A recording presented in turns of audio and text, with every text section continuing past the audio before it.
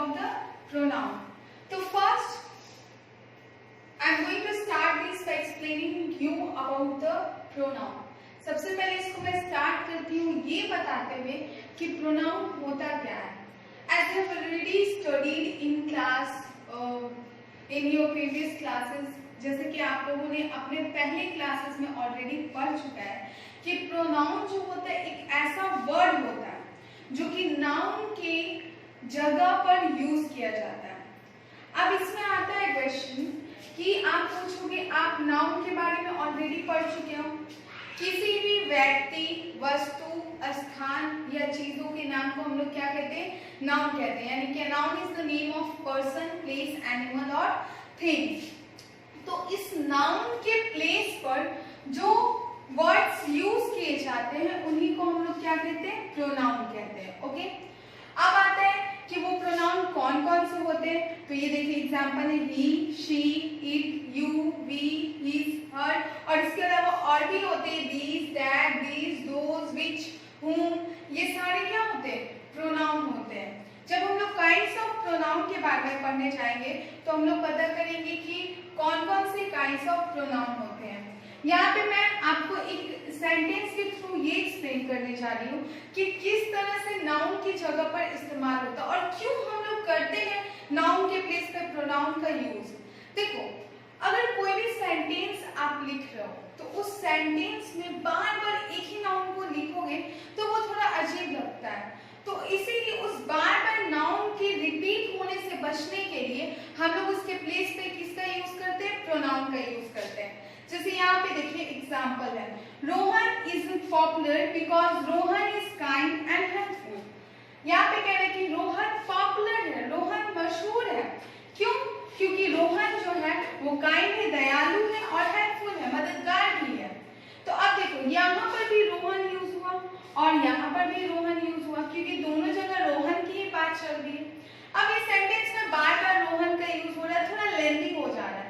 तो इसको शॉर्ट करने के लिए हम लोग क्या कर रहे हैं कि देखो फर्स्ट पार्ट तो इंडिकेट कर दिए कि रोहन क्या है? पॉपुलर है. लेकिन वही जब उसका सेकेंड सेंटेंस आ रहा है तो चूंकि रोहन एक लड़का है तो इसलिए उसको हम लोग प्रोनाउन ही के जरिए क्या किए? रिप्लेस कर दिया. तो देखिए कि वो सेंटेंस भी क्या हो गया? ज्यादा लेंथी नहीं हुआ. तो इस तरह से आप देख लो कि ये जो रोहन नाउन है इसकी जगह पे कौन सा वर्ड यूज हुआ है? ही. तो चूंकि ही नाउन की जगह पे यूज हो रहा है इसलिए इसको हम लोग क्या कहते हैं? प्रोनाउन कहते हैं. जो नाउन के प्लेस पे यूज हो जाए उसको हम लोग क्या कहेंगे? प्रोनाउन कहेंगे. जैसे यहाँ रोहन के प्लेस पे क्या यूज हुआ है? ही का यूज हुआ है. ओके. तो ये आप एक सेंटेंस के थ्रू एग्जांपल था. अब इसके बाद हम लोग पढ़ेंगे काइंड्स ऑफ प्रोनाउन, यानी प्रोनाउन की जो होते हैं कितने काइंड्स होते हैं. तो प्रोनाउन के आपके बुक में 6 काइंड्स दी हैं और आप अगर और हायर क्लासेस में जाओगे तो आपको और भी टोटल 10 काइंड्स ऑफ प्रोनाउन आपको पढ़ने के लिए मिलेंगे. ओके. अब यहाँ पे हम लोग काइंड्स ऑफ प्रोनाउन पढ़ते हैं जो कि आपके बुक के अकॉर्डिंग 6 काइंड्स ऑफ प्रोनाउन है. ठीक है. तो वन बाय वन उस प्रोनाउन के बारे में पढ़ते हैं. 6 काइंड्स ऑफ प्रोनाउन में क्या क्या है? तो वो आपका है personal pronoun, reflexive pronoun, emphatic pronouns, demonstrative pronoun, interrogative pronouns and relative pronoun. Okay. अब हम लोग पढ़ते हैं सबसे पहले आपके पर्सनल प्रोनाउंस. देखो इससे पहले वाली क्लास में आपने जब पढ़ा होगा तो सबसे पहले आप लोग को कहीं भी काइंड्स ऑफ प्रोनाउन के बारे में पढ़ाया जाता होगा तो वहां पर्सनल प्रोनाउन सबसे पहले पढ़ाया जाता है. तो पर्सनल प्रोनाउन होता क्या है? तो ये पर्सनल प्रोनाउन जो होता है वो यूज होता है किसी भी पर्सन, व्यक्ति, एनिमल्स यानी जानवर, थिंग्स यानी चीज, वस्तु, उनके नाम की जगह पर जो प्रोनाउन हम लोग यूज करते हैं उसी को पर्सनल प्रोनाउन कहते हैं. ठीक है. अब यहाँ पे देखिए पर्सनल प्रोनाउन को जो है वो 3 पर्सन्स में बांटा गया. ठीक है. और वो 3 पर्सन्स कौन कौन से हैं? तो एक होता है आपका फर्स्ट पर्सन, दूसरा होता है आपका सेकेंड पर्सन और तीसरा होता है आपका थर्ड पर्सन. ओके. देखो अब ये है कि फर्स्ट पर्सन किसको कहते हैं? सेकेंड पर्सन किसको कहते हैं और थर्ड पर्सन किसको कहते हैं उसके बारे में समझना है। देखिए फर्स्ट पर्सन कहता है कि फर्स्ट पर्सन वो प्रोनाउन होता है जो कि पर्सन स्पीकिंग यानी जो पर्सन बोल रहा है वो खुद के लिए जब प्रोनाउन यूज करता है तो उसको हम लोग क्या कहते हैं, फर्स्ट पर्सन कहते हैं। जैसे कि मैं बोल रही हूँ तो मैं अपने बारे में बताऊंगी, तो मैं कहूंगी कि आई एम अ टीचर, तो मैं खुद के लिए क्या यूज कर रही हूँ, आई का यूज कर रही हूँ। यानी कि जो पर्सन बोल रहा है वो खुद के बारे में यूज जो प्रोनाउंस यूज करता है खुद के लिए, वो फर्स्ट पर्सन में आता है।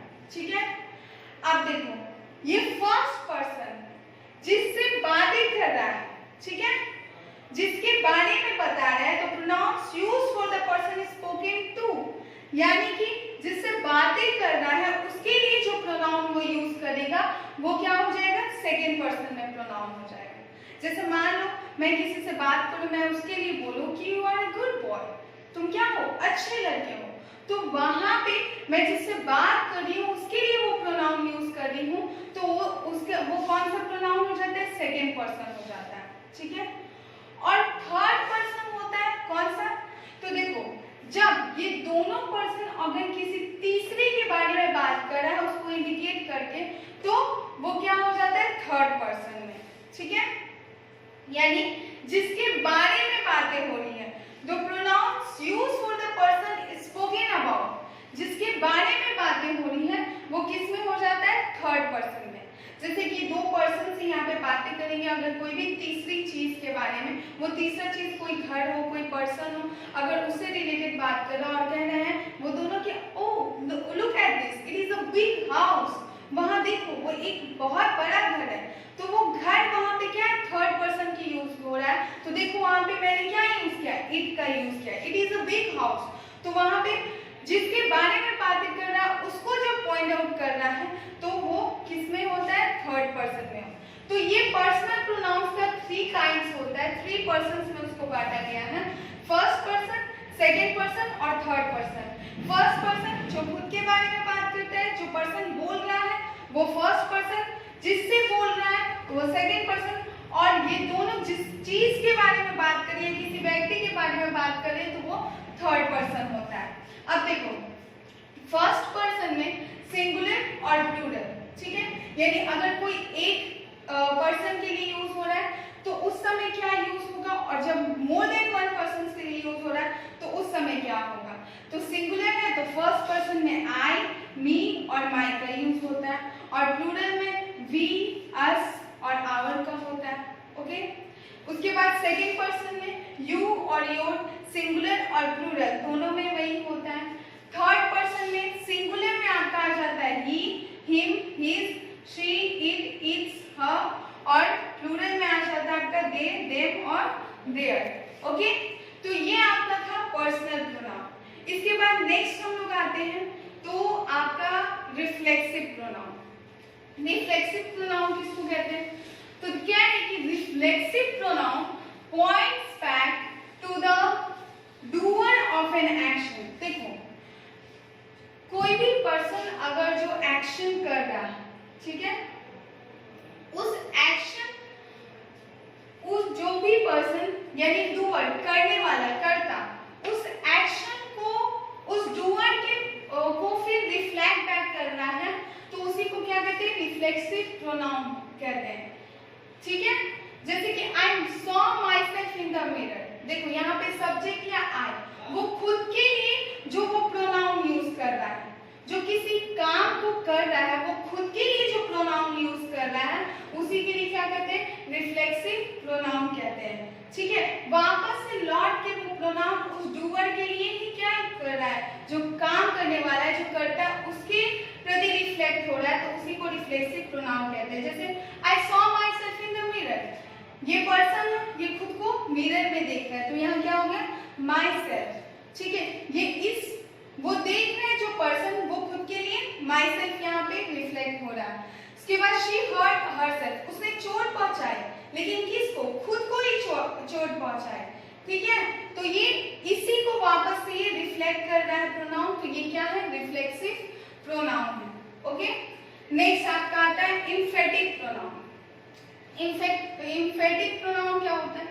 When the self form, कह रहे हैं कि ये जब self form मतलब क्या? ये जो pronouns होते हैं him, his, her, इन सब में self लग जाता है। जैसे यहाँ पे देखिए myself, himself, तो यही self form कह रहा है। When self form, himself, myself, या फिर herself, etc. of a personal pronoun is used just near the subject, यानी सब्जेक्ट के ठीक नजदीक वो यूज होता है टू शो एन एम्फेसिस दिखाने के लिए, यानी इस पे जोर डालने के लिए, तो उसी को हम लोग क्या कहते हैं? एम्फेटिक प्रोनाउन कहते हैं। जैसे देखो I myself wrote a letter, यहाँ पे देखना कैसे वो कोई भी वर्ड कर रहा है, उस वर्ड पे जोर डाल रहा है कि वो वर्ब जो है वो उसी ने किया है, या फिर तो वही क्या होता है? Emphatic pronoun. और हमेशा याद रखना एम्फेटिक प्रोनाउन जो होता है वो हमेशा सब्जेक्ट के नेक्स्ट यूज होता है, सब्जेक्ट के नजदीक यूज होता है, ठीक है? जैसे यहाँ पे देखो I myself wrote a letter, मैंने लेटर लिखा, लेकिन मैंने खुद से ही लेटर लिखा, तो यहाँ पे वो चीज वो काम को करने के लिए वो जोर दे रहा है कि वो जो लेटर है वो उसी के द्वारा लिखा गया, तो वो क्या है? एम्फेटिक प्रोनाउन है। शी हरसेल्फ केम हियर, वो यहाँ आई, वो खुद से ही यहाँ आई, उसको किसी ने बुलाया नहीं, शी हरसेल्फ कम हियर, वो खुद से ही यहाँ आई, तो ये क्या है? एम्फेटिक प्रोनाउन है। तो एम्फेटिक प्रोनाउन और रिफ्लेक्सिव प्रोनाउन जो है इसमें कंफ्यूज नहीं होना है, क्योंकि एम्फेटिक प्रोनाउन यहाँ पे कह रहा है कि वो सब्जेक्ट के नजदीक ही प्लेस किया जाता है एम्फेटिक प्रोनाउन को, ठीक है? और रिफ्लेक्सिव प्रोनाउन में जो एक्शन है वो वापस से, जो आपका प्रोनाउन जो होता है वो वापस उस डूअर पे ही आ जाता है, वापस से रिफ्लेक्ट कर जाता है, तो उसी को रिफ्लेक्सिव प्रोनाउन कहते हैं। तो ये दो है, रिफ्लेक्सिव और एम्फेटिक प्रोनाउन। इसके बाद नेक्स्ट आता है डेमोन्स्ट्रेटिव प्रोनाउन। डेमोन्स्ट्रेटिव प्रोनाउन किसको कहते हैं? तो डेमोन्स्ट्रेटिव प्रोनाउन वो प्रोनाउन होता है जो किसी भी थिंग को, ठीक है, पर्सन्स, थिंग्स, उसको पॉइंट आउट करता है, इंडिकेट करता है, तो उसी को हम लोग क्या कहते हैं? डेमोन्स्ट्रेटिव प्रोनाउन कहते हैं। जैसे कि दिस इज अ काउ, वो एक गाय है, यानी उसको पॉइंट आउट करके बता रहा है कि वो एक गाय है, तो यहाँ पे दिस क्या है? डेमोन्स्ट्रेटिव प्रोनाउन है। उसी तरह दोज आर बॉयज, वे लड़के हैं, और दोज बॉयज आर प्लेइंग, वे लड़के खेल रहे हैं, तो ये क्या है? डेमोन्स्ट्रेटिव प्रोनाउन, यानी वो किसी भी नाउन को पॉइंट आउट करके उसको इंडिकेट करता है कि वो उसी नाउन के बारे में बात कर रहे हैं, तो वो उसके लिए जो प्रोनाउन का यूज किया जाता है उसको डेमोन्स्ट्रेटिव प्रोनाउन कहते हैं। ओके, जैसे दिस, दैट, दिस, दोस, ये सब क्या है? डेमोन्स्ट्रेटिव प्रोनाउन है। इसके बाद आता है इंटेरोगेटिव प्रोनाउन। इंटेरोगेटिव प्रोनाउन किसको कहते हैं? तो इंटेरोगेटिव प्रोनाउन वो प्रोनाउन होता है जो क्वेश्चंस पूछने के लिए यूज किया जाता है, उसी को हम लोग क्या कहते हैं? Interrogative pronoun. जैसे व्हाट इज योर नेम, देखो जितना WH वर्ड्स होते हैं वो सारे क्वेश्चंस पूछने के लिए यूज किए जाते हैं। जैसे who is your father, what is your name, तो ये क्या करे? क्वेश्चन पूछने के लिए यूज हो रहे, इसलिए क्या है? इंटेरोगेटिव प्रोनाउन है। उसके बाद आपका एक आता है last 6 relative pronoun. Relative pronoun हम लोग किसको कहते हैं? तो रिलेटिव प्रोनाउन वो प्रोनाउन है जो दो सेंटेंसेस को ज्वाइन करता है, ठीक है, और साथ ही साथ वो प्रोनाउन जो ऑलरेडी उस सेंटेंस में जो नाउन प्रेजेंट है उसके लिए यूज किया जाता है, तो उसको हम लोग क्या कहते हैं? रिलेटिव प्रोनाउन कहते हैं, ठीक है? जैसे I know the man who helped you, मैं उस आदमी को जानता हूँ जिसने तुम्हारी मदद की। अब देखो ये हु जो यूज हुआ है, एक तो ये है कि ये दो सेंटेंस को जोड़ा है, ठीक है, एक तो आई नो द मैन और यहाँ पे एक हेल्प, और यहाँ पे हु की जगह ये भी हो सकता है ही हेल्प यू, तो यहाँ पे दो सेंटेंस को जोड़ा। अब ये जो हु है वो ये हु इस आदमी के लिए बोल रहा है कि जिसने, इस आदमी ने तुम्हारी मदद की, तो ये क्या हो रहा है? वापस उस नाउन के लिए भी यूज हो रहा है, तो ये क्या है? रिलेटिव प्रोनाउन है। ओके, तो ये 6 काइंड्स ऑफ प्रोनाउन है जो कि आपके बुक में दिए हुए थे।